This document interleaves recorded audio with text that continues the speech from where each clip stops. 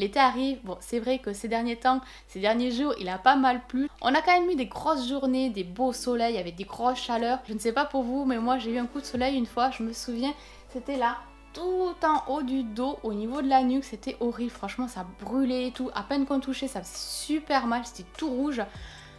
J'avais oublié de mettre la crème solaire alors qu'il faisait super chaud, je m'étais mis en top, en genre de débardeur, avec la tresse, enfin voilà, vraiment tout dénudé.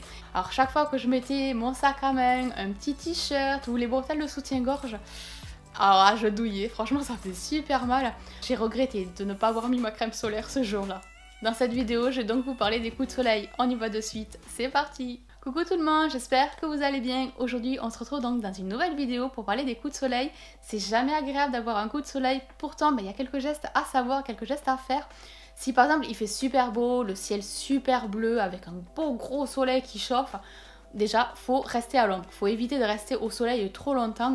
Faut s'équiper d'un chapeau ou d'une casquette. Honnêtement je suis pas trop chapeau, mais tonton franchement il en a un super beau, ça fait style Indiana Jones. Franchement j'adore ce chapeau, mais je me sens pas trop à l'aise, en plus il est super grand, voilà. Mais bon, je le trouve excellent. Mais je préfère quand même être casquette. Oui, j'ai piqué une casquette à tonton, je sais. Bon, elle m'est un petit peu grande, mais bon, je préfère quand même les casquettes au chapeau. Et puis bon, il n'en saura rien. Vous garderez le secret, n'est-ce pas? Avec ce temps en ce moment qui fait que changer, un coup il pleut, un coup il y a orage, un coup il y a soleil, et puis bam, orage, enfin... Franchement, c'est du mal à suivre, donc j'ai du mal moi aussi à m'adapter, mais en général, quand il y a un beau ciel bleu et un beau soleil, je prends ma casquette, surtout quand on va faire des petites randos, des petites balades en nature avec tonton et la petite famille. La troisième chose aussi qu'il ne faut pas oublier, c'est la crème solaire. Alors moi j'ai pris l'indice 50 au maximum du maximum.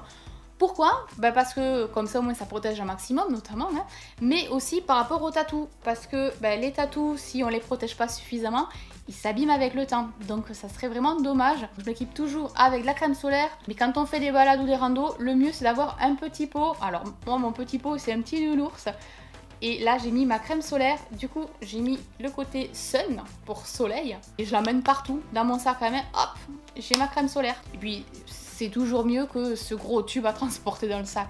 Bon, au niveau de la protection, nous on a voulu miser le 50, le top du top. Après, en fonction de votre peau, en fonction de comment vous allez rester au soleil, si c'est admettons juste une heure, plusieurs heures, ça dépend, vous pouvez varier au niveau de l'indice, mais voilà, nous on a préféré choisir un indice 50. Il est recommandé aussi de porter des vêtements, de ne pas rester la peau nue au soleil. Honnêtement, quand il fait 35 degrés dehors, j'ai pas envie de mettre un t-shirt à manches longues pour pouvoir me protéger du soleil, même s'il y a des tissus comme le lin et j'en passe, parce que je sais plus les autres, mais je sais qu'il y en a d'autres qui sont très aérés, très souples. Je me vois pas avec un t-shirt à manches longues ou une petite chemise à manches longues en plein été. Et soit t-shirt, soit débardeur, ou soit pantalon. Oui, parce que robe, je me suis jamais encore faite. Et encore moins les jupes. Je commence petit à petit les shorts, mais c'est dur. C'est très dur. J'ai toujours senti à l'aise dans les pantalons, et quand là, c'est une nouvelle étape pour moi, le short. La jupe, n'en parlons pas, la robe non plus, mais voilà.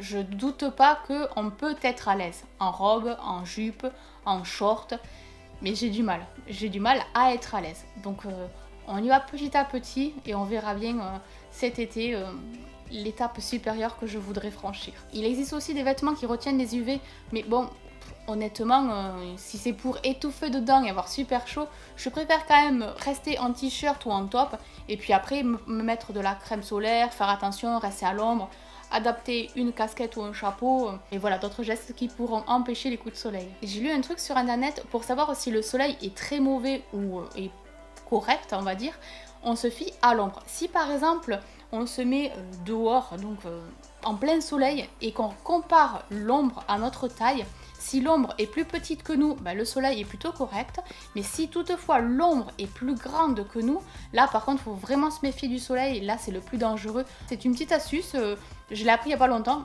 que je vous partage. Voilà, c'est cadeau.